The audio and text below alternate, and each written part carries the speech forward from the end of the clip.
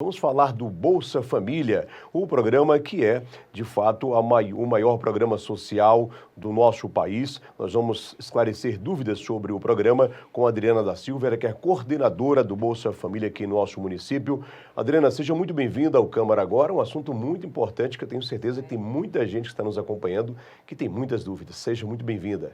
Obrigada, agradeço o convite, Falar desse programa que é tão importante, não só no país, mas no nosso município também. Quero também dar bom dia ainda a todos que estão aí assistindo e vamos lá. Vamos lá então, Adriana, começando a falar, assim, uma pergunta básica, né? O que é o Bolsa Família e quem se enquadra nesse programa social tão grandioso em nosso país? Pronto, o Bolsa Família é considerado um dos maiores programas de transferência direta de renda entre o governo federal e os beneficiários. Para ter direito ao recebimento, as famílias que estão em situação vulnerável na linha de pobreza, que é aquelas cuja renda per capita seja até 218, recebem por pessoa, renda per capita por pessoa, recebem tranquilamente. Exatamente. Então vamos explicar melhor. R$200 por pessoa dentro de uma família, por exemplo, e as mães, por exemplo, qual mãe tem direito a receber o Bolsa Família e quais são os critérios para se enquadrar? Pronto, para se enquadrar, um dos primeiros critérios é ter o cadastro único atualizado, que ele hoje é o maior medidor socioeconômico do país e é através dele que o governo se utiliza para criar os programas socioeconômicos e também os projetos voltados àquelas questões que estão, vamos dizer assim, vulneráveis nos municípios, nos estados e até no Distrito Federal. Esse é um dos critérios. O outro dos critérios é a renda, a pessoa se encontrar em uma situação de vulnerabilidade, cuja linha de pobreza é esse 218. Geralmente é mais só esses mesmo, porque após o cadastro, todas as vulnerabilidades vão ser analisadas automaticamente, fazendo com que essa família passe a receber o benefício e ter uma ajuda de custo para sair dessa linha de pobreza e também ter a garantia dos direitos básicos, que é a saúde, a educação e assistência. É claro que a pessoa vai passar por um crivo, por uma análise criteriosa antes de receber esse benefício. Como é que é feito essa análise? Isso, a família, aquelas que já têm cadastro único, já feito, faz uma atualização, porque tem que manter os dados atualizados periodicamente. Anualmente aqui aconselhamos no município. E aquela que não tem, pode procurar o CRAS, que é o Centro de Referência de Assistências Sociais, que tem aqui no município. Temos aqui em média de 5, localizados em pontos estratégicos, para fazer com que essa família não tenha que se deslocar a lugares muito distantes para fazer o cadastro. Após essa atualização e inclusão no cadastro único, passa por um cruzamento de dados feito por órgãos de controle do próprio governo federal.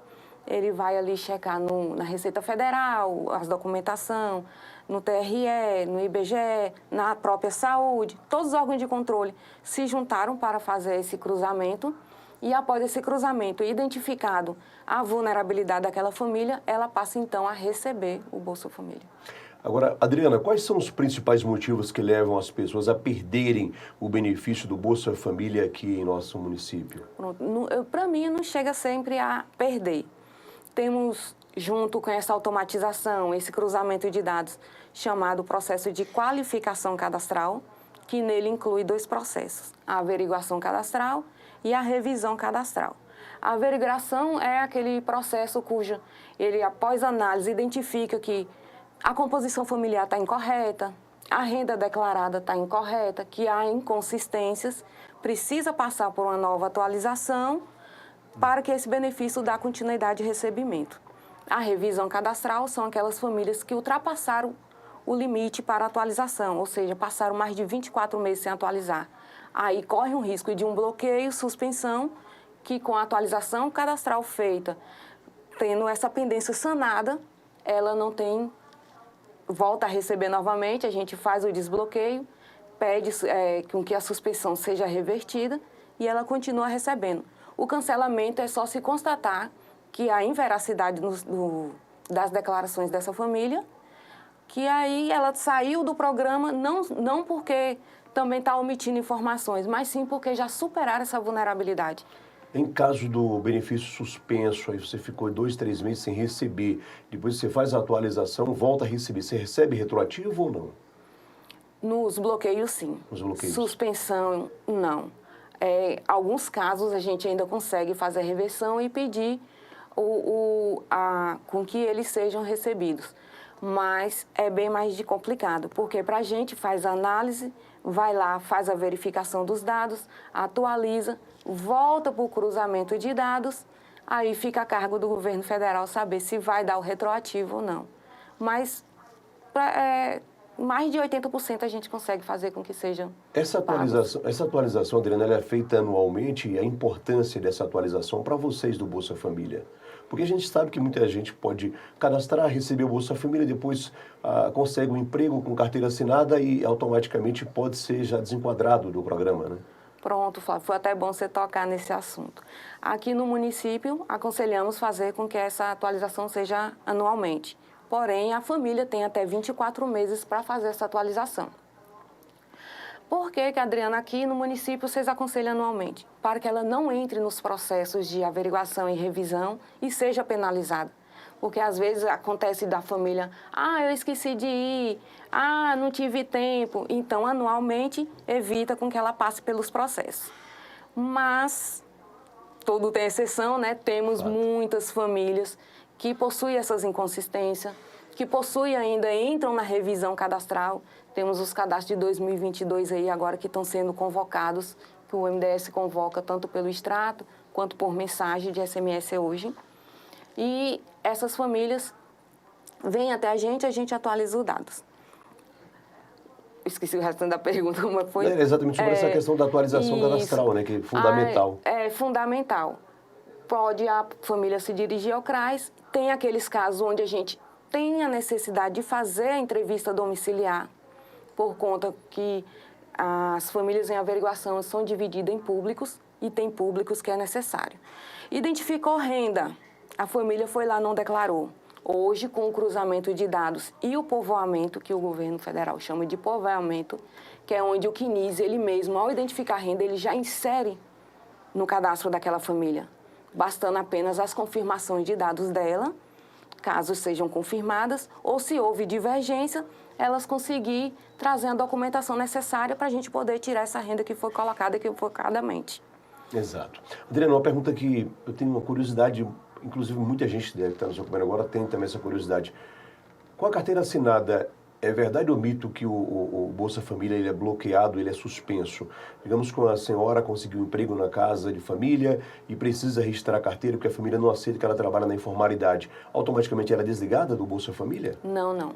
O governo tem um programa chamado Regra de Proteção, que antes era a de emancipação, cuja família que já é beneficiária do programa do PBF, que é o programa Bolsa Família, venha recebendo gradualmente e começa a trabalhar.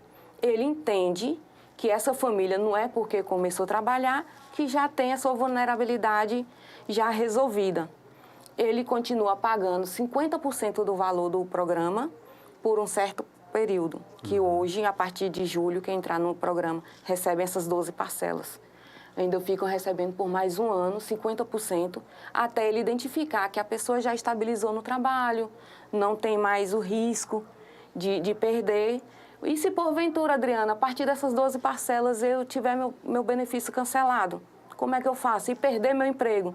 Ele tem o processo de voltar automaticamente.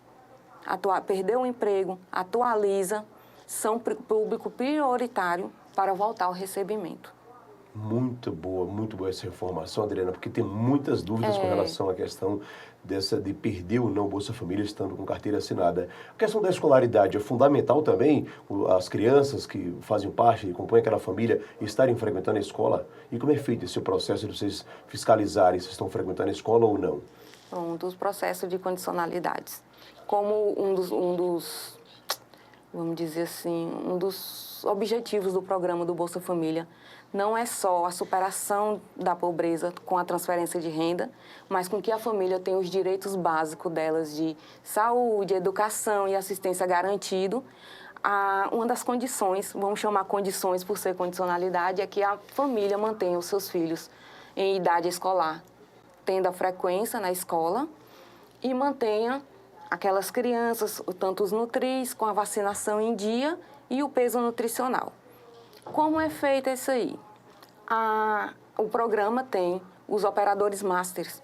Tem um dentro da própria saúde, que fica na atenção básica, que ele fica responsável pelo envio dessas informações. A família chega, é acompanhada pelo ACS, né? O agente comunitário, ele faz ali, essa criança é menor, a família recebe Bolsa Família. O peso da criança é X, a criança tem tal e a vacinação está em dia. Envia esse mapa para o operador master, que ele, para o próprio sistema do e-gestor na saúde, digita as informações e o MDS já fica sabendo desse controle.